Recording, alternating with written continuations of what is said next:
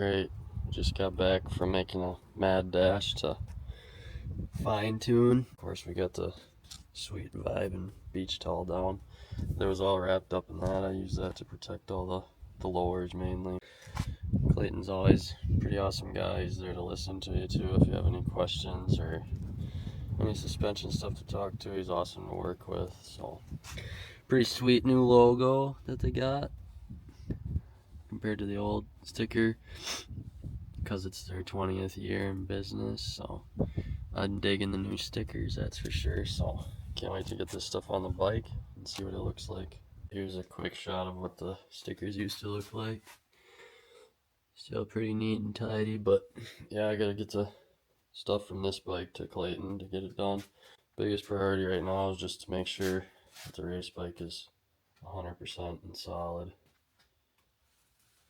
Alright, so we're going to start with putting the rear shock on first. Fairly simple, just a bolt on the top and bottom. One through the linkage and one through the frame. Start by wiping everything down, making sure it's good and clean.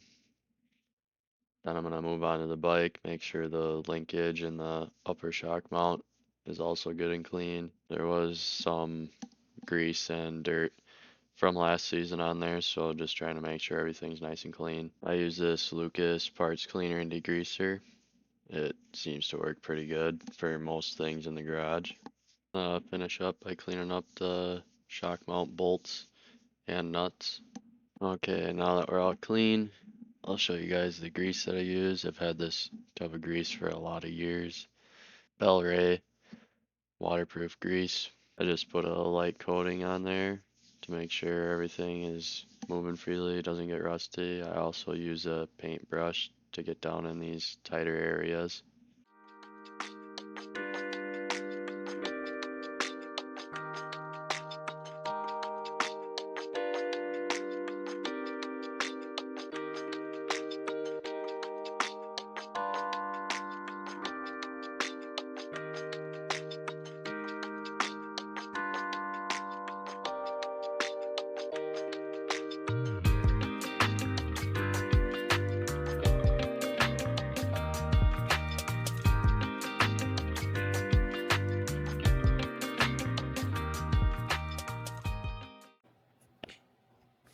Alright, the shock is in.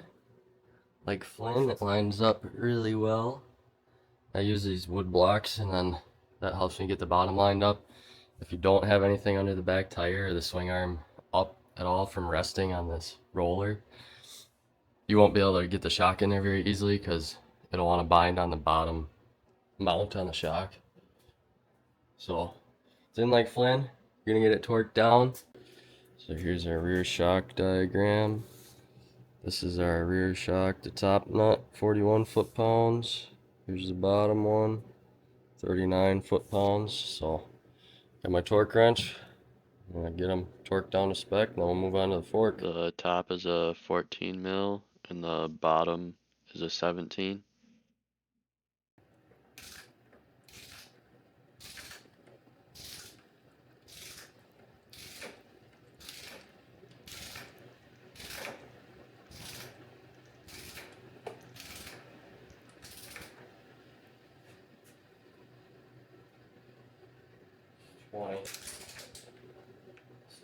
Right here. Shoot through 41, nice even pull.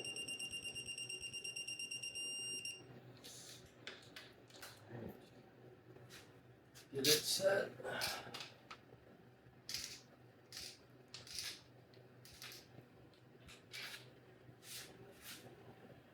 There's 30.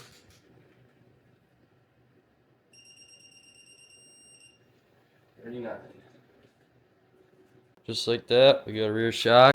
This is just a Menardo special digital torque wrench I finally invested in. I used to have the click type, but this thing is honestly awesome with the beeps and tones it gives you. Alright, so on to the forks. We're going to start off with some more cleaning. Got to make sure that the inside of the triple clamps is nice and clean. Otherwise your forks can slide in the clamp if you take a big hit. We're just gonna slide this up in. Get this guy lined up.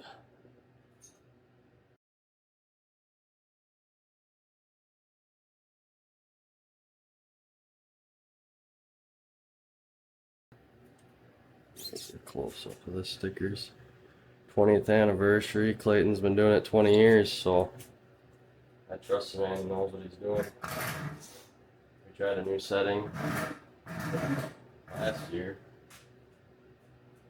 I really liked it a lot better than the old setting. Tighten this down. Just snug to hold the tube for now. I'm gonna kind of just tighten these clamps up a little bit so there's not as much wiggle room on the tube. So I'm gonna get the brake mounted so it's not just hanging by the brake line anymore. Alright, so I'm gonna take the bars off so I can get at the top triple clamp nut. Now that the triple clamps are lined up with the forks being in there. So this is what my top nut looks like. This one comes with the triple clamp and the steering dampener setup that I run. I'm gonna put a little Loctite on it just because you do not want it to come loose. And then I'm gonna tighten it down. I like this stuff.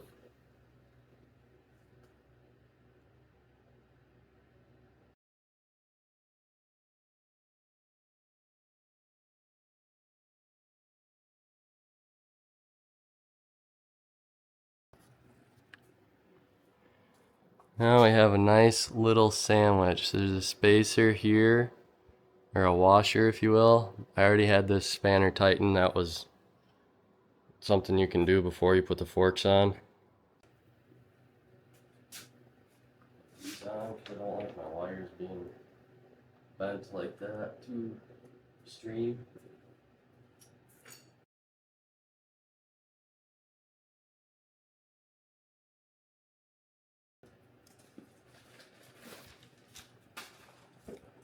This is my steering dampener. I sent it off to have it rebuilt. Just got it back about a week ago. There's oil and stuff in it, so it is a serviceable part. I usually send it out once a year. Piece of tape trying to get off. So yeah, it's adjustable from 1 through 8. I usually run it at 1. On 8, it's pretty much impossible to turn the handlebars. Like you could land every jump no-handed if you wanted, so it's kind of cool.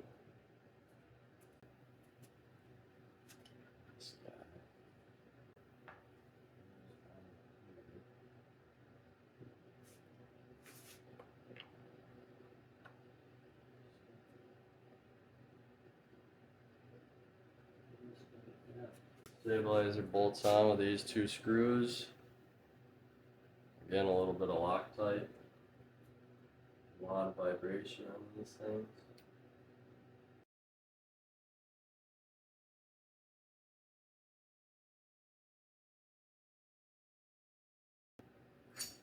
Alright, now we can get the handlebars kind of mounted so they're not twisting on these wires and cables so bad.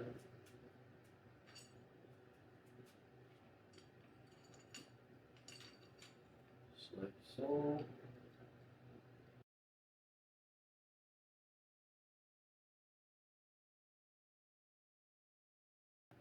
You can start to set my fork height. So I run my forks at the factory height. There's a line on them.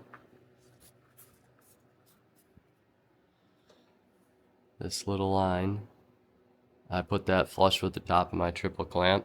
Some forks have multiple lines. The Yamahas have 1.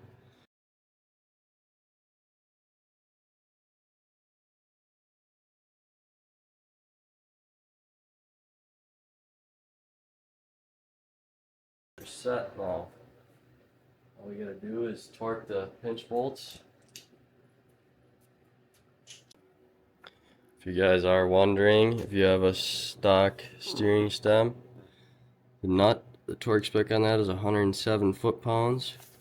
we're ready to tighten these pinch bolts. I'm gonna torque them. I just have them snugged right now. Everything's lined up. Book says 15 foot-pounds. We get the torque wrench set. Torque them down. The pinch bolts are 10 mil.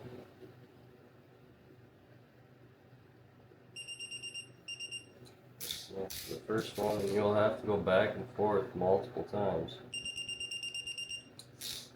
As you tighten one, the other will become loose.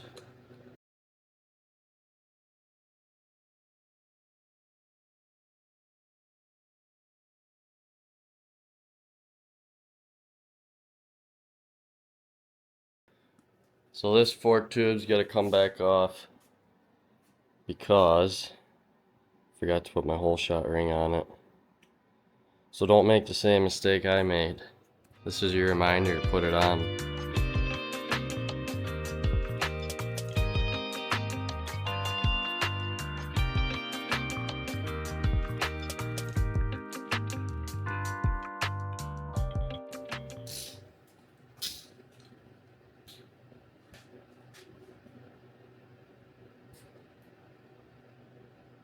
Sure your torque wrench is on.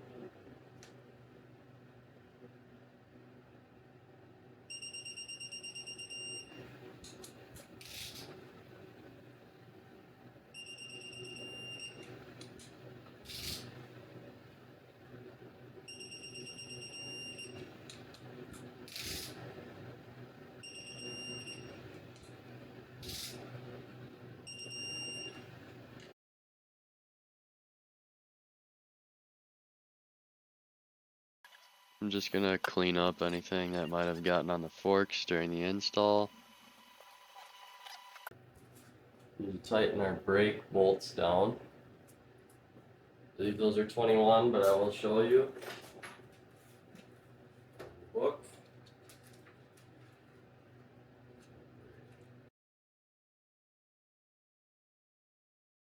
Show it to you in the book. This is the bolt. 21 foot-pounds. Same 10 mil I've been using.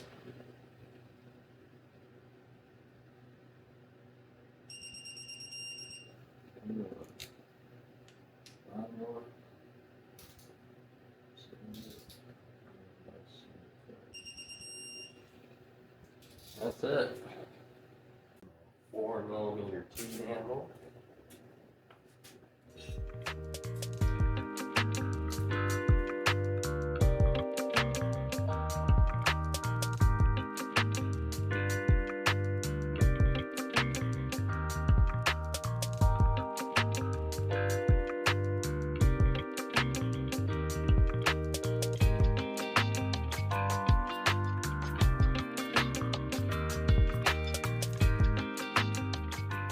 So before I put this one on,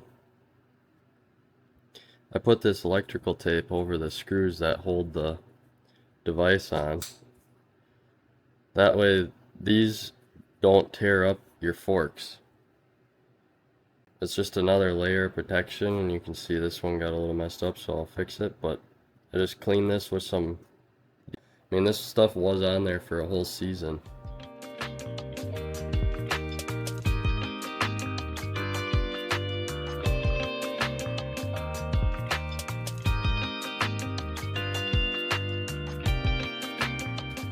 I know this little clip is what is designed so that your fork tube doesn't get scratched up by your fork guard or whatever you put on it. But I like putting that electrical tape on there. It's just another extra measure you can take.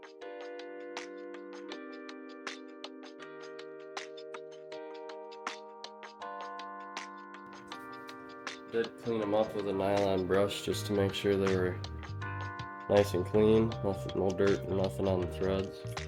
They weren't too bad.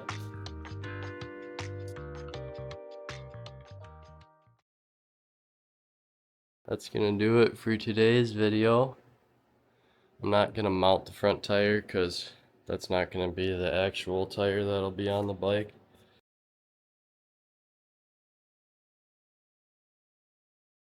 But we got the suspension on. Don't have the handlebars tightened down yet, but